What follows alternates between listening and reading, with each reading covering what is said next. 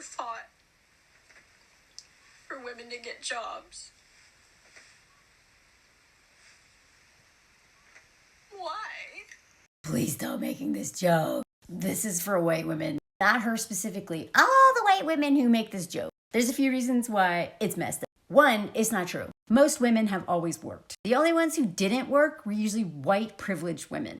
Black women, especially in the United States, have always worked, have always been exploited and paid less for their work, and weren't even paid for their work for a large chunk of our history. But Black, Indigenous, and other women of color in general, they usually are working and have always worked.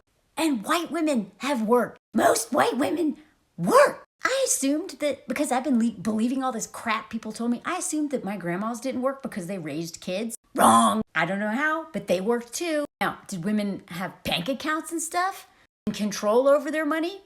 No. But working is not new for women. The value of our work is what's been changing. Ask any mother who is a stay-at-home parent about working.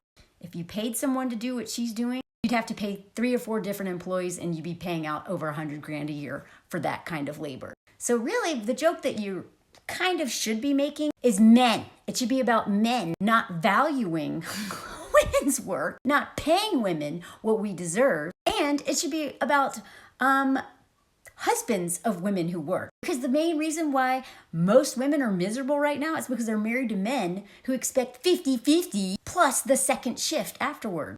Like for their wives to work as much as them and do all of the other labor for free.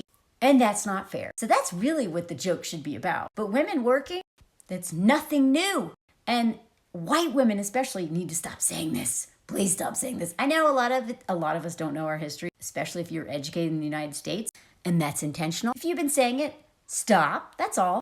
But I want to make an even more important point, and I want to thank 2 of my mutuals who talk about this a lot, Lorraine and Jules.